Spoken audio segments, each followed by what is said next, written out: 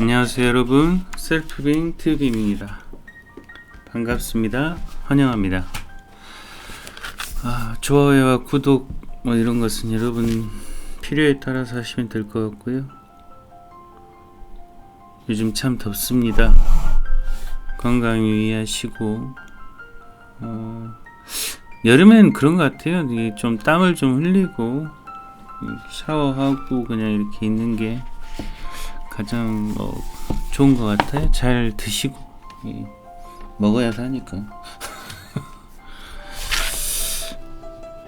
오늘 책 하나를 이제 제가 조금 소개를 한번 시켜드려 볼게요. 이 책이 어렵더라고요. 지두 크리슈나무르티라고 하는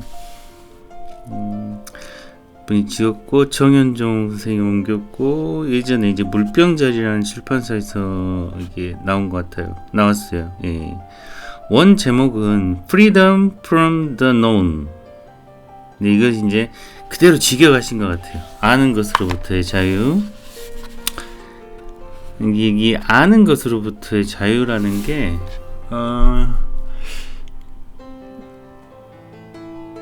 내가 지금까지 뭔가를 안다고 생각하는 그런 지식체계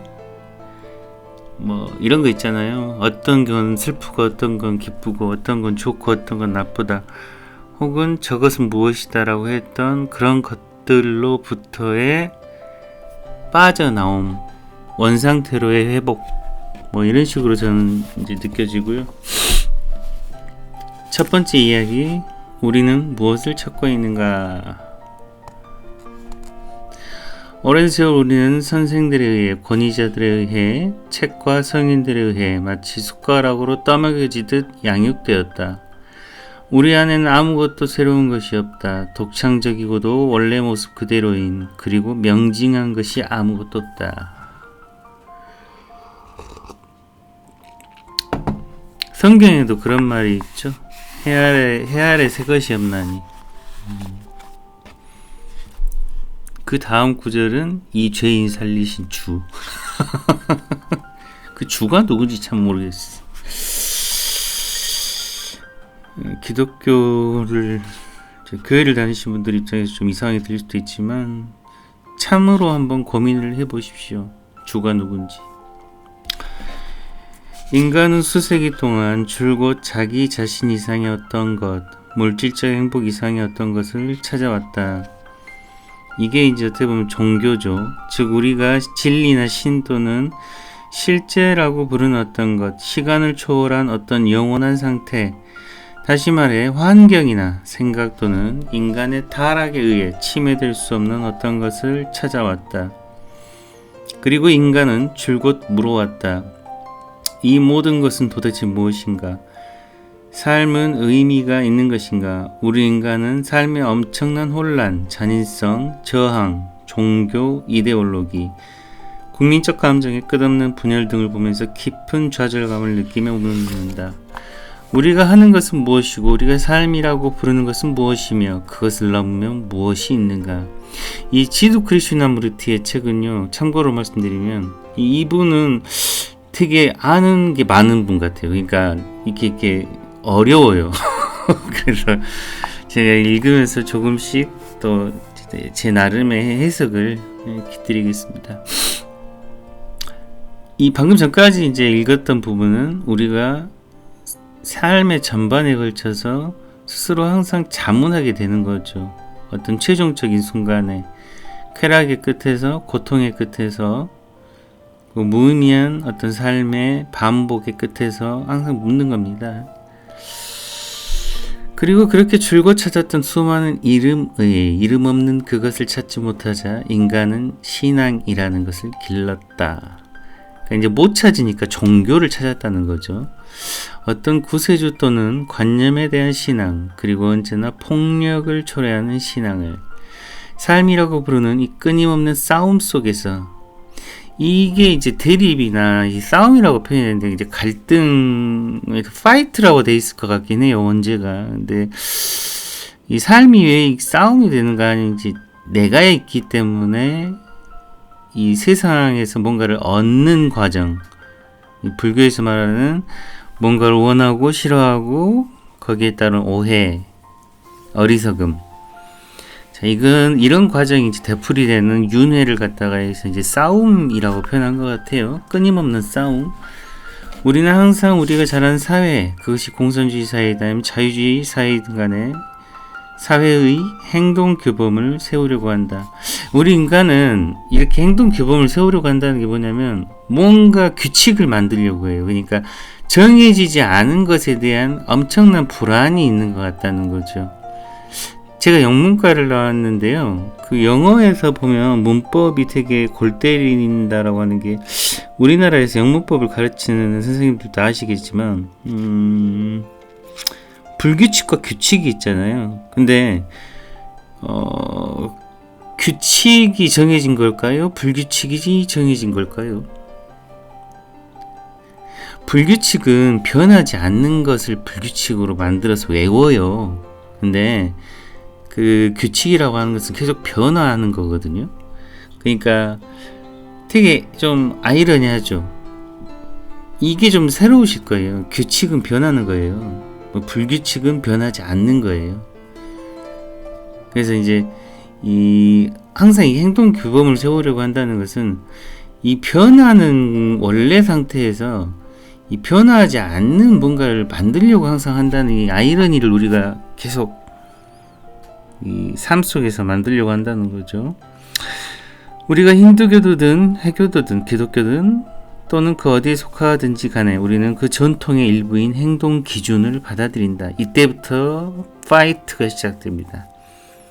기준이 생기면 이 변하지 않는 어떤 기준을 세우면요, 변한다라고 하는 것을 받아들이는 것을 굉장히 갈등으로 느끼게 되죠. 그래서 변하지 않는 어떤 기준에 따라 행동하려고 해요. 아이들은 그런 게 없잖아요. 근데 어느 순간부터 제가 아이를 키우면서 가장 신기하게 느꼈던 게, 제가 그때 발달심리학을 공부하고 있을 때라 그런지 모르겠는데 2살, 3살 처음 태어나서 1년, 2년까지는 자기 이름도 몰라요. 그냥 엄마 아빠에 대해서 이제 빠빠, 마마, 뭐 하부지 뭐 이 정도 할 정도인데 3살 정도, 4살 그 사이에 이제 자기 이름을 부르더라고요. 다른 사람들이 계속 불러주니까, 그러니까 우리는 원래 이름이 없다는 게 그 말이에요. 원래 아무것도 없었는데 누가 이렇게 뭐야 이렇게 하니까 자기 자신이 나는 뭔갑다 이렇게 이제 인식을 하는 거죠. 그러면서 이것은 무엇거, 이것은 무엇거 이런 식으로 이제 표현을 해요. 근데 4살에서 5살이 넘어갔는데 되게 신기한 그 나라는 단어가 그때 탁 튀어나오는 거예요. 내꺼. 그 전까지는 친구들하고 놀아도 장난감을 뺏겨도 막 이게 공용이라 어떤 그 관념이 없어요. 누가 가져가면 다른 데로 가요 그냥. 근데 내꺼 이게 딱 생긴 데부터는 이걸 누가 가져가면 울어요. 네. 제가 그때 그것을 꽤 관심 있게 봤었습니다. 오랜 세월 우리는 선생들에 의해, 권위자들에 의해, 책과 성인들에 의해 마치 숟가락으로 떠먹여지듯 양육되었다. 우리는 이렇게 말한다. 모든 것들에 대해 말해주세요. 저 언덕들과 산 너머 그리고 지구의 저쪽에 무엇이 있는지. 그러고는 그들의 설명을 듣고 우리는 만족해한다. 하지만 이것은 우리가 말에 의지해서 살며 우리의 삶이 경박하고 공허하다는 것을 뜻한다. 이게 무슨 말이냐면 우리는 누군가한테 항상 답을 구해요. 뭐 제가 이제 공부 모임 다니면서도 그렇고 항상 이제 선생님한테 드는 말, 물어라 그러는데 무슨 얘기야? 물으면 답을 주냐? 그게 아니에요. 그 산파라고 얘기를 하시더라고요. 그러니까 묻는 너는 누구냐 이렇게 이제 이런 식으로 이제 돌려주시니까, 그러니까 근데도 불구하고 우리는 뭔가를 이게 이제 계속 규정을 지으려고 해요. 제가 살면서 가장 많이 느꼈던 부분을 저번에 한번 질문을 했었는데, 나는 왠지 계속 살면서 나라고 하는 것이 무엇이라고 계속 규정 짓고 싶어 하는데 이놈이 규정이 안 되더라.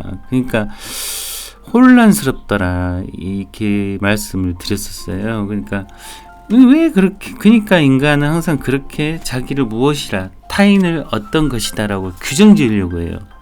그리고 그 규정에 따라서 자신을 바라보는 그 규정에 따라서 타인을 바라보고 세상을 바라보려고 하죠. 그렇다 보니까 심리학에서는 세상의 외부 세상은 네 자신의 투영이다 라고 밖에 표현을 못 하더라고요.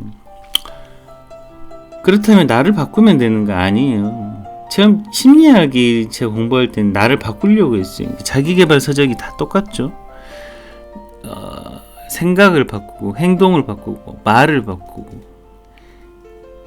한계가 있어요. 한계가. 그건 답이 아니에요. 바꾸지 않는 거, 그게 뭔가를 찾아야 돼요. 그래서 발명이 아니고 발견이라고 하죠. 그러니까 원래 내가 무엇이었는가를 발견하는 것 뿐이에요. 이렇게 그러니까 우리는 뭔가 누구한테 어떤 답을 들으면 거기에 대해서 의지하려고 하는 하나의 습관 때문에 물어보는 거거든요. 이게 이제 아들러 심리학에서는 책임지기 싫어한다는 그런 표현도 나와요. 그러니까 그 선생을 찾고 누구한테 뭔가를 물어보고 뭔가를 따라한다는 것은 책임 회피적인 요소가 굉장히 많아요. 자율적이지 않죠. 예.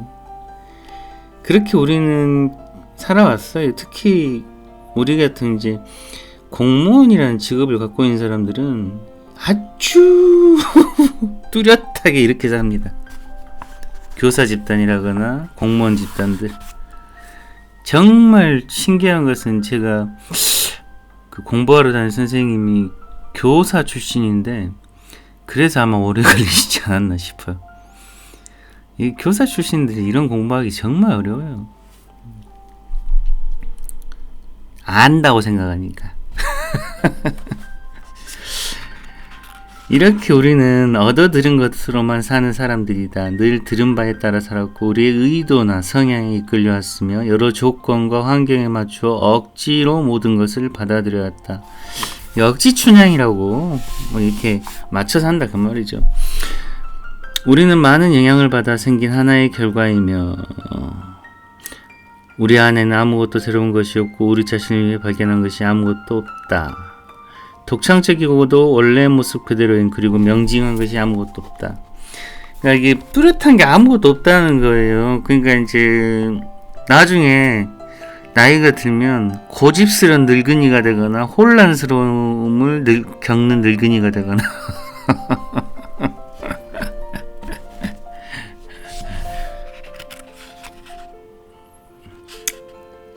그냥 하는 말입니다. 나이 드신 분들은 또 괜히 듣고 또 에이씨 뭐 그렇게 생각하지 마십시오. 제가 그렇게 듣기 싫어서 그럽니다. 신학의 역사를 통해 종교 지도자들은 우리에게 다음과 같이 말해왔다. 우리가 어떤 의식을 행하고 무슨 기도나 연부를 되풀이하고 어떤 모범을 따르고 욕망을 억제하고 생각을 억제하고 정열을 승화시키고 탐욕과 성욕에 대한 탐닉을 억제한다면 우리의 마음과 몸은 어느 정도 고통을 당하겠지만 이내의 보잘것없는 삶을 넘어서 뭔가를 발견하게 될 것이다. 이 한마디로 말하면 어떤 수행을 하면 지금의 이런 보잘것없는 내가 뭔가가 될 것이다라고 기대하고 뭐 기도하고 뭐 철야기도 하고 뭐 카톨릭은 뭐 영성체를 하고 뭐 무슨 여러 가지 의식도 하고 불교에서는 뭐 3000배, 10,000배 뭐 이런 거 한다 그 말이죠. 좌선을 하고. 이것이 오랜 세월 동안 소위 종교적이라는 사람들이 해온 일이었다. 그들은 그 일을 수행하기 위해 격리되거나 사막이나 산 또는 동굴 같은 데로 들어갔으며 또는 걸식을 하며 이 마을 저 마을로 방랑하거나 아니면 소음 같은 집단 속에 들어가 기성의 어떤 모범에 순응하고자 했다. 그러나 억지로 시달린 마음, 찢어진 마음, 모든 혼란에서 도피하고자 하는 마음, 다시 말해 바깥 세계를 거부하고 훈련과 수능을 통해서 무뎌진 그런 마음은 그것이 아무리 오랫동안 찾아 헤맨 것이라 하더라도 단지 일그러진 마음 속에서 발견된 것일 뿐이다. 이게 이제 불교적으로 말하면요, 유의, 그러니까 내가 뭔가를 해가지고 어떤 원인을 지어서 어떤 결과를 얻은 것이라고 하면 그 원인이 사라지면 결과가 사라진다는 거죠. 무슨 말인지 아시겠나요? 그러니까 이런 훈련이나 그렇게 한 것들은 결국 한계가 있고 어떤 것을 경험할 수 있지만 그 경험은 곧 사라진다라는 겁니다. 제가 이걸 뭐 다 읽을 생각은 없고요. 예. 그러나 완전히 다른 사회를 창조하기에 인간은 무엇을 할 수 있는가? 우리는 무엇을 할 수 있는가? 우리는 지금 아주 진지한 질문을 하고 있다. 도대체 행해진 것은 무엇인가? 우리는 무엇을 할 수 있는가? 누가 우리에게 말해줄 것인가? 사람들은 우리에게 말했다. 소위 이러한 문제들을 우리보다 더 잘 이해했을 것이라고 추측되는 정신적 지도자들은 이리저리 뒤틀어보면서 우리에게 말했고 새로운 주형 속에 우리를 부어넣었지만 우리를 그다지 이끌지는 못했다. 즉 궤변에 능하고 유식한 사람들의 말은 우리를 아주 많이 이끌지 못했다. 이게 무슨 거하고 비슷하냐면요. 우리 자아의 습성은 의지하고 싶어 하거든요. 의지하고 싶어 해요. 그러니까 뭔가 기댈 곳이 필요하죠. 그게 종교가 됐건 뭐가 됐건. 되게 옆에서 많이 보시잖아요. 뭐 목사님 같은 경우도 우리가 보기에 이해하기 힘들지만 추종자가 많고 뭐 하여튼 간에 좀 이해하기 힘든 사람들을 따라다니는 그런 사람들 많잖아요. 가장 가깝게는 부모를 못 벗어난 아이들도 굉장히 많잖아요. 벗어난다는 것은 이제 자율적으로 산다는 거죠. 그런데 이것이 뭐냐면 우리는 더 굳센 믿음을 갖거나 한마디로 어떤 더 강한 규범 체계를 갖고 있다고 믿어지는 사람, 그 사람은 사실 규범대로 살진 않을 거예요. 그러니까 더 강한 나보다 뭔가를 갖고 있다고 생각하는, 나보다 더 자아성이 센 사람한테 끌려 들어가는 경향이 있어요. 사회생활 할 때도 그렇고 친구 관계를 할 때도 그렇고. 그쵸? 목소리 큰 사람이 이긴단 말이 좀 그런 말이거든요. 그러니까 뭔가 제가 앞에 나서고 뭐 어쩌고 하면 그 뒤에 따라서 숨으려고 한다는 거죠. 그게 많이 이렇게 평생 그렇게 사는 경우도 있어요. 근데 그게 이제 어떤 나중에 허무로 또 다가오기도 합니다. 이게 이제 1장 우리는 무엇을 찾고 있는가라고 하는 건데요. 결론적인 부분만 한번 말씀드리겠습니다. 제가 말씀드렸던 이분의 말은 너무 어려워. 따라서 우리가 지금 하려는 것은 자신에 관해 알려고 하는 것인데 그것은 나나 어떤 분석가 또는 철학자를 좇아서 알려는 게 아니라 있는 그대로의 우리를 알려고 하는 것이다. 만일 우리가 어떤 사람에 의해서 자신을 알게 된다면 그것은 우리 자신이 아니라 그들에 관해 아는 것이다. 이게 중요합니다. 만일 나에 대한 정의나 내가 누구인가라고 하는 것을 아주 가깝게는 부모, 형제, 멀게는 뭐 의사, 교사, 뭐 영적 지도자 뭐 이런 사람들에 의해서 너는 누구인 것 같다라는 말을 들으면은 뭐 되게 긍정하는 경향이 있잖아요. 그런 식으로 알아갖고는 답이 없다는 소리예요. 우리가 아는 것은 그 사람이 아는 걸 아는 거지 나를 아는 게 아니다 그 말이에요. 근데 진정한 의문의 핵심은, 진정한 목마름의 끝은 내가 누구인가를 아는 거죠. 이게 항상 목이 말라요. 어딜 가든.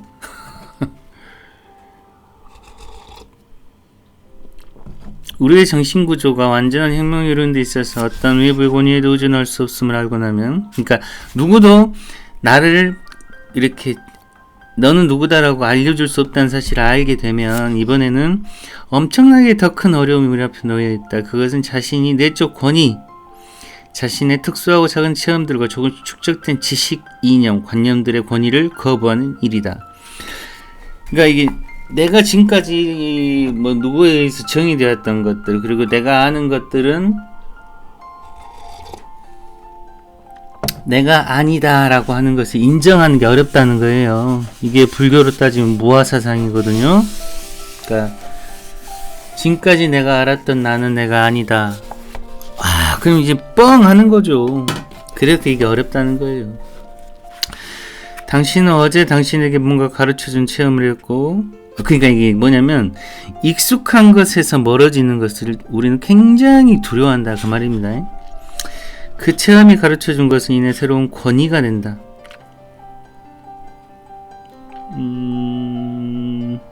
예를 들어서 내가 어제 뭘 배웠다 그러면 뭔가 이렇게 지적인 알면 좀 명쾌하고 좀 내가 어떤 뭔가를 얻었다 이런 느낌이 들잖아요. 그러면 그게 또 다른 하나의 권위같이 이렇게 기준으로서 규범으로서 작용한다는 거예요. 그리고 어제 그 권위는, 그 규범은 천년묵은 권위와 마찬가지로 파괴적이다. 하지만 자신을 이해하는 데 있어서 어제의 것이든 천년묵은 것이든 어떤 권위도 필요치 않다. 어떤 권위나 어떤 규범도 필요 없다 그 말입니다. 우리는 살아있고 항상 움직이고 유동하여 쉬지 않기 때문이다. 이게 불교에서 말하는 무상입니다. Everything is change. 아이고, 영어를 썼네요. 참 어려운 거예요. 모든 것이 다 변한다는 것은. 그래서 무상과 무아를 이해하게 된다는 것은, 무상과 무아는 사실이에요. 진실인데 우리가 그것을 계속 거부하는 거지. 우리가 어제 죽은 권위를 가지고 자신을 바라볼 때 우리는 살아있는 순간은 물론 그 순간의 아름다움과 특질조차 이해하지 못하게 된다. 그래서 불교에서는 기억 같은 것을 다 거부합니다. 기억은 허상이다. 그러니까 생각은 허상이다. 그러니까 이제 죽은 권위라고 하는 것은 이렇게 이런 비현식으로 표현하니까 어렵다니까.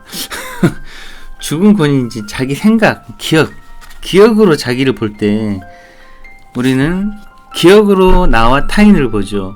그리고 기억으로 나와 타인을 평가해요. 기억 속에 파묻혀 산다니까. 저건 물이고 저건 뭐고 저 사람은 어떻고 쟤는 나한테 뭘 했고 이런 식으로 하다 보니까 절대 그 사람을 그 순간에 있는 그대로 못 봅니다. 자기 자신도 그렇게 못 봐요. 그러니까 투사라고 하는 거예요. 투사 프로젝션. 자신의 것이든 다른 사람의 것이든 모든 권위에서 자유롭다는 것은 어제의 모든 것이 죽는다는 뜻이며, 그때 당신의 마음은 항상 신선하고 젊고 천진하고 활력과 정열이 넘치게 된다. 우리가 배우고 관찰하는 것은 오직 그런 상태에서이다. 그리고 그러기 위해서는 상당한 알미 필요한데, 즉 그것은 당신 안에서 무엇이 진행되고 있는지를 알아차리는 것이다. 이 알은 당신 안에서 일어나고 있는 것에 대한 교정 없이 또는 그것에 대해 해야 할 것과 해서는 안 될 것을 얘기하지 않은 채 행해져야 하는데, 교정 없이 행해져야 된다는 것이 무슨 얘기냐면 어떤 기억이나 이런 규범에 대한 것 없이 있는 그대로 반응할 수 있다라고 하는 겁니다. 그게 막 산다는 얘기는 아니에요. 왜냐하면 당신이 그것을 교정하는 순간 막 사는 것도 결국 그 하나의 규범에 따라 사는 거예요. 잘 생각해 보십시오. 왜냐하면 당신이 그것을 교정하는 순간 당신은 또 하나의 권위, 하나의 검열을 마련하는 것이기 때문이다. 이제 우리는 자신을 찾아보려 한다. 이 책은 한 사람이 혼자 설명하고 있는 게 아니라 더불어 여행을 떠나는 우리 마음의 가장 비밀스러운 구석들을 찾아가는 여행인 것이다. 그리고 이런 여행을 할 때는 가볍게 해야 한다. 의견과 편견, 결론들, 말하자면 지난 2000년 동안 또는 그 이상 모아온 낡은 이들의 여행이 무거워져서는 안 된다는 것이다. 이제 자신에 관해 아는 것을 모두 잊으라. 자신에 관해 지금까지 가졌던 생각을 잊으라. 우리는 아무것도 모르는 것처럼 출발하려고 한다. 어젯밤에는 비가 몹시 내렸고 지금은 개기 시작한다. 새롭고 신선한 날이다. 이 새로운 날이 마치 단 하루밖에 없는 것처럼 만나자. 어제의 기억은 모두 뒤에 남겨놓고 함께 여행을 떠나자. 그리고 처음으로 우리 자신에 대해 이야기 시작하자. 이렇게 말하면 여러분들은 잊으려고 또 노력할 겁니다. 그게 아니에요. 노력하면 안 돼요. 그것을 경험시켜 주는 게 불교에서는 선입니다. 선. 여러분 제가 이때 무슨 생각 있으셨어요? 이런 식으로 하루를 사시라고 그 말이에요. 생각 없어도 살아요. 네, 우리는 생각 없으면 못 살 것처럼 불안해합니다. 지두 크리슈나무르티의 아는 것으로부터의 자유를 제가 읽어보다가 잠시 이거 하나 공유해보고 싶다 해서 올려봅니다. 예, 들어주셔서 감사하고요. 또 다음 장으로 또 이 지두 크리슈나무르티의 감정을 해석하는 그런 것들이 참 재밌어요. 진실적이고 좀 쉽게 여러분한테 풀어서 말씀을 드리도록 하겠습니다. 오늘도 좋은 하루 보내시기 바랍니다. 감사합니다. 좋은 순간을 보내라고 해야 되나? 예, 감사드립니다.